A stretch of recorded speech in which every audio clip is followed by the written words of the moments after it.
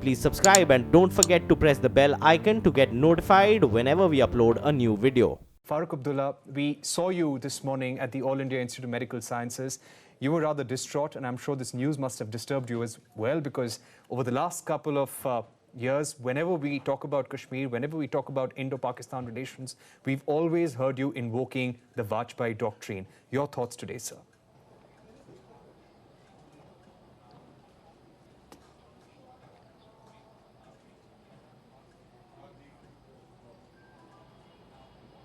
Vajpayee ji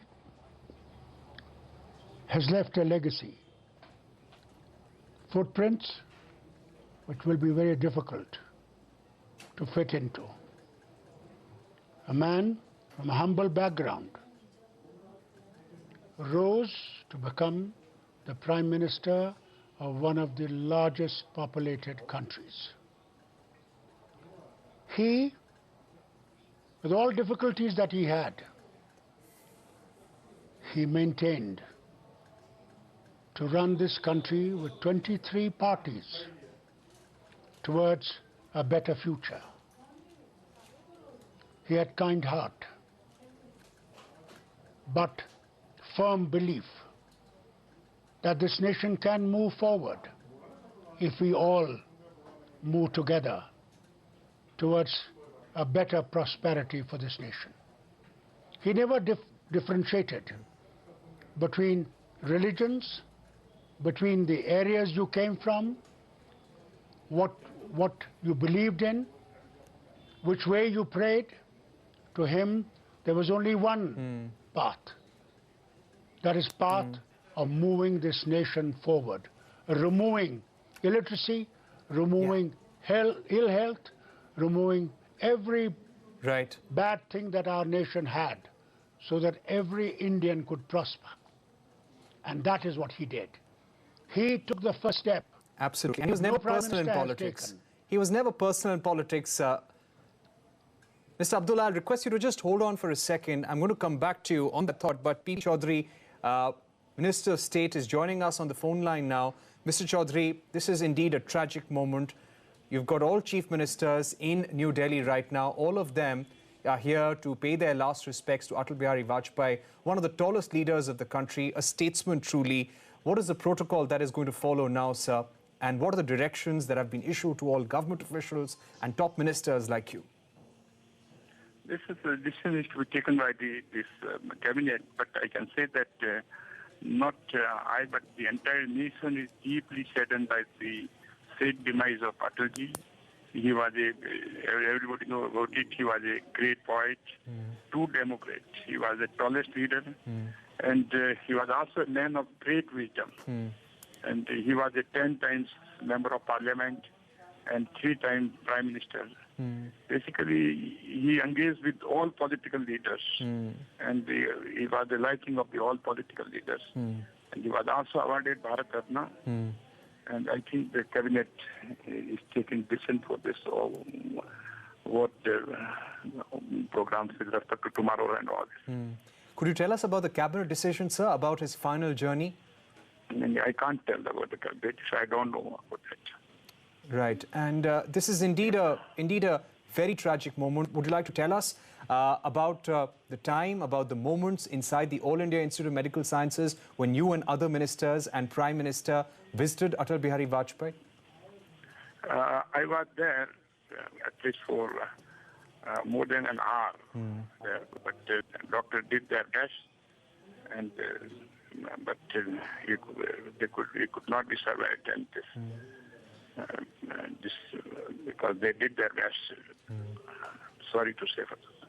Mr. Chaudhary, thank you so much for joining us. I'm sure you're distraught as well, and so is the entire nation. And let me go back to our guests at this point. Sharad Pradhan, H.R. Bharadwaj continue to be with us. Sharad Pradhan, you were there with Prime Minister Atal Bihari Vajpayee on that historic bus ride to Lahore. How do you remember that time? Mr. Vajpayee was visiting Lahore with a lot of enthusiasm and a lot of good thoughts. Yeah, it's almost 2 decades now, and it seems as if it was yesterday. And the way Mr. Vajpayee it was very an unusual sight. It didn't seem like a ritual that he was carrying out, an official ritual. It was more like it came from within when the two prime ministers of the two countries met at the border. And there was Devanand also, the great film star, the evergreen film star was there. And he played a, kind of a, he came down, held Nawaz Sharif's hand and Mr. Vajpayee's hand together. And when they hugged each other, there was such natural delight on the face of Mr. Vajpayee that all of us, the entire media corps, felt that it was something that was coming from within. It was not, he was not just carrying out a duty and just for the sake of a photo op, which you often find in many such, on many such occasions. And then, the way he went on, we were there for 2 days, and the way all the other ceremonies were carried out, the formal, the signing of the accord, and there was so much informality about Mr. Vajpayee. Even with the media, he would crack, whenever he would get media get a chance. First of all, he was very easily accessible to all and sundry. Okay. And so, he would even crack jokes, recite some witty couplet to make you understand, and that would be so meaningful. Right. And carry much more than what a word would be able to convey. Okay, I'll go to Mr. H.R. Bharadwaj. Mr. Bharadwaj, when we read about Atal Bihari Vajpayee and his relationship with the Congress Party, Sonia Gandhi, Rajiv Gandhi, Indira Gandhi, this line really strikes you when after Rajiv Gandhi's death, he told a journalist, he told Karan Thapar that I owe my life to him, that Rajiv Gandhi got to know that I had a kidney ailment and he took me along with him to New York, and that's why I'm alive today. Yes, I tell you, I knew Vajpayee ji from my very early career in Parliament. He was a great parliamentarian and great statesman and a very liberal Democrat Prime Minister, and he kept his relation with Nehru Gandhi family intact all his life, from Indira Gandhi to Rajiv Gandhi and to the family also later on. This was our privilege to love him as a Nehruite. And he was, it was said, he was a right leader in a wrong party. So, and we always supported him when we were in opposition, when he was Prime Minister. And he always consulted me personally in many matters of the Ministry of Law and Justice when he had a tiff in the party on George Fernandez and other allied issues in the Tehelka case. And he said, Mr. Bharadwaj, I want to run this country safely on the lines which were democrat and secular. And I can say personally that during his stewardship of the state, he never let down the parliament, never let down the judiciary, and never let down anybody whom he knew. So he was a man who was loved in the most important critical times. After Narasimha Rao, when Babri Masjid case occurred, he called me personally and he said, Mr. Bharadwaj, we want strongest action against the criminals. I don't subscribe to violence in politics. And ultimately, Professor Herin Mukherjee wrote a strong letter to him, and he wrote a very nice letter to Vajpayee ji, and Vajpayee ji replied in the same nice manner, and then told Narasimha Rao, Narasimha Rao, I'm with you. Yeah. You run the country according to the constitution. So he helped Narasimha Rao. Yeah. As a matter of fact, Narasimha Rao considered him as guru. And later on, when Vajpayee became Prime Minister, we all supported him in... yes. Mr. Bharadwaj, I request you to hold on, but those are wonderful thoughts about the kind of role he played during the Narasimha Rao government. Vajpayee was in the opposition. He, in fact, also called up Manmohan Singh once when Manmohan Singh was upset with Vajpayee's criticism of his budget. But Sharad Pradhan, coming to you, what were the difficult moments of Vajpayee's career? Babri Masjid, I think when he was interviewed about the Babri Masjid demolition, he said that this was unfortunate and it should have never happened. We tried our best. Very true, you know. I was there, I was in Ayodhya on that fateful day, 6th of December 1992. And after that, when Mr. Vajpayee, we remember asking him this very question even later when he came to Lucknow, because he was a member of parliament from Lucknow for 5 consecutive terms. And this was, as a matter of fact, this was, when this happened, he actually, whenever you would talk of Ayodhya, you could see the pain in him. It didn't seem that he was at any point of time, which many BJP leaders used to, you know, kind of glorify themselves for having carried out, for having their people carried out this whole mission.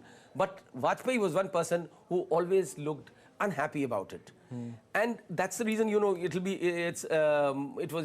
may sound incredible, but Vajpayee was probably among the extremely few BJP leaders who was supported by Muslims in Lucknow.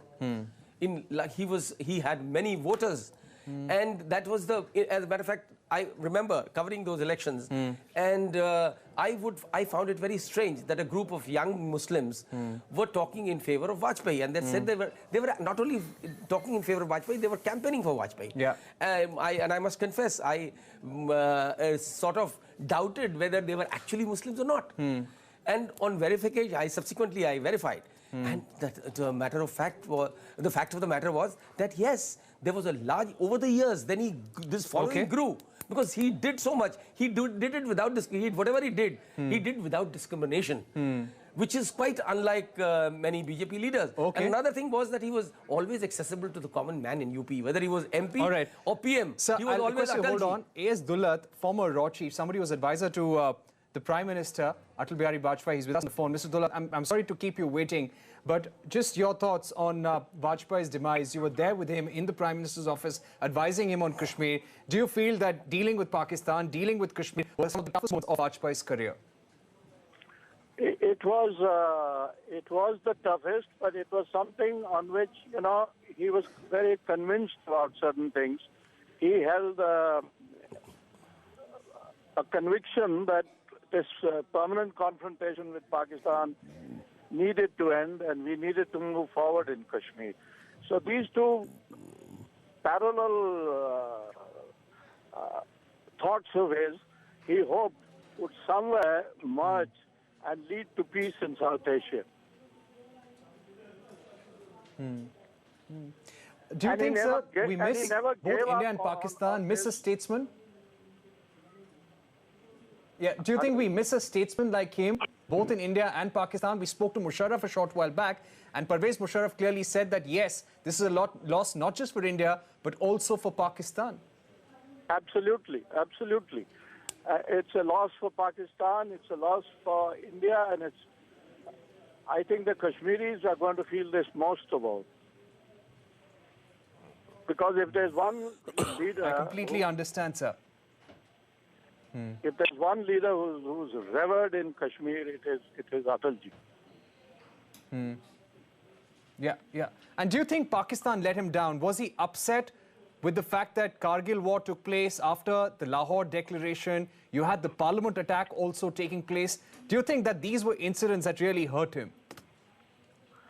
You and know, he felt betrayed and stabbed in the back. Obviously, these hurt him, but he remained unruffled. The only time I saw him a bit troubled was when the coup in Pakistan took place, and he felt for Mian Sahib, and he was worried about his security. He didn't know what was going to happen.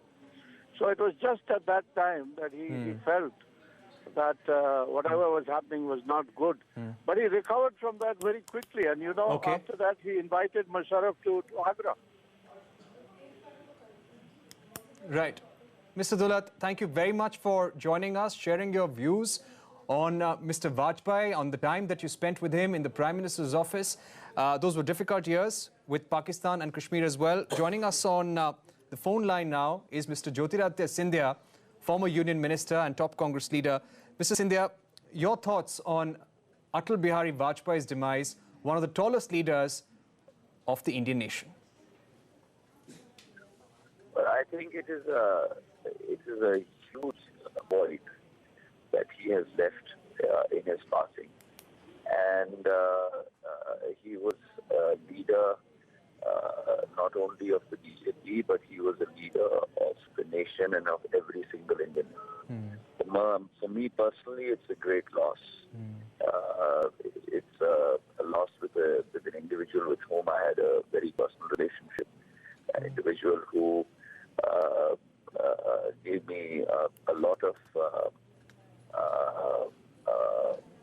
support in times which were very, very difficult for me when my father passed away.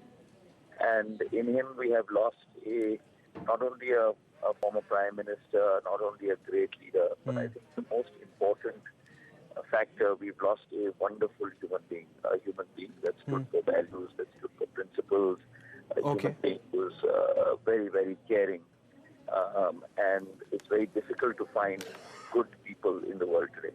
Mr. Scindia, Vajpayee was one such wonderful person. thank you for remembering his time. And would you like to tell us a little bit about the relationship of your father with Atal Bihari Vajpayee? Well,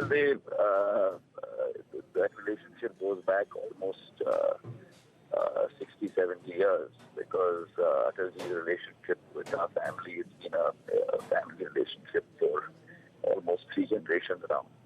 And though they had very strong political differences, they also shared these things in common with regard to principles in life and values and morals. Right. And when my father passed away, Atalji himself stood also like a rock with us, and that I will never forget. All right. Mr. Scindia, thank you very much for joining us. And we can see that both the old guard in the Congress and the young guard both appreciate the times of Atal Bihari Vajpayee. I'll go back to Mr. H.R. Bharadwaj. I'm very sorry to keep you waiting, sir. But would you be able to tell us, sir, because I think you've seen generations of the Gandhi family, of the Congress very, very closely. You were hearing Jyotiraditya Scindia talk very fondly about Atal Bihari Vajpayee. But his relationship with Sonia Gandhi, could you throw some light on that?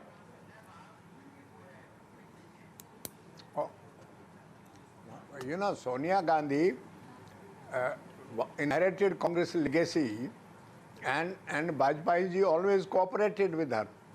And so also Sonia ji was in leader of opposition during his time, and we were working for Congress, but we never had strained relations with Vajpayee ji.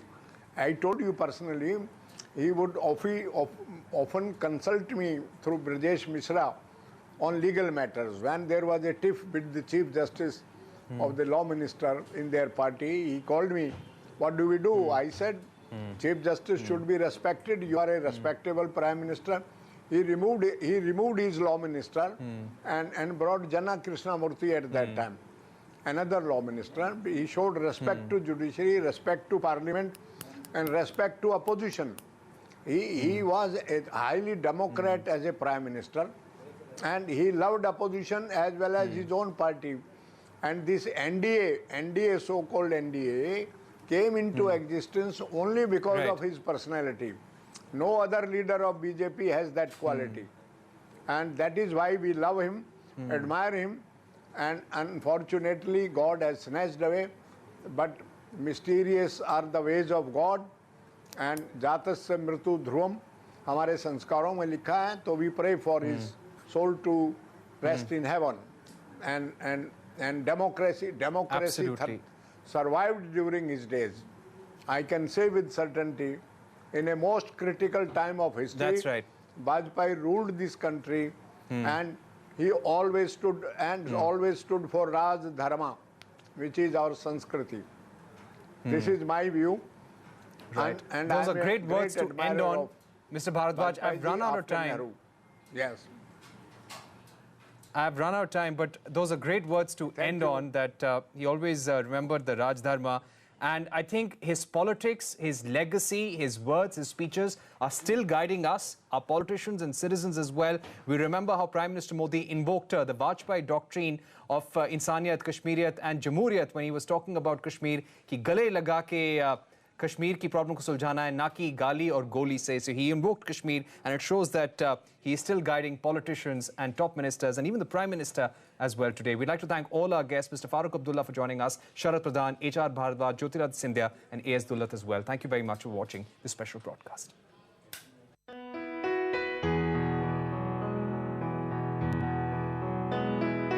का खेल तो चलेगा, सरकारें आएंगी जाएंगी, पार्टियां बनेगी बिगड़ेंगी, मगर ये देश रहना चाहिए. इस देश का लोकतंत्र अमर रहना चाहिए.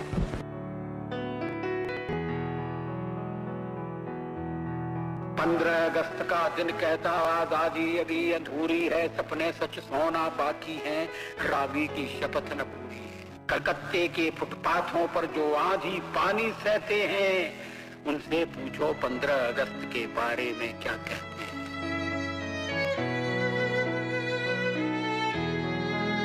ये शब्दावली में गांधी हास्य रुदन में, तूफानों में, अमर असंख्यक बलिदानों में, उद्यानों में, वीरानों में, अपमानों में, सम्मानों में, उन्नत मस्तक उभरा सीना, पीड़ाओं में पलना होगा, कदम मिलाकर चलना होगा.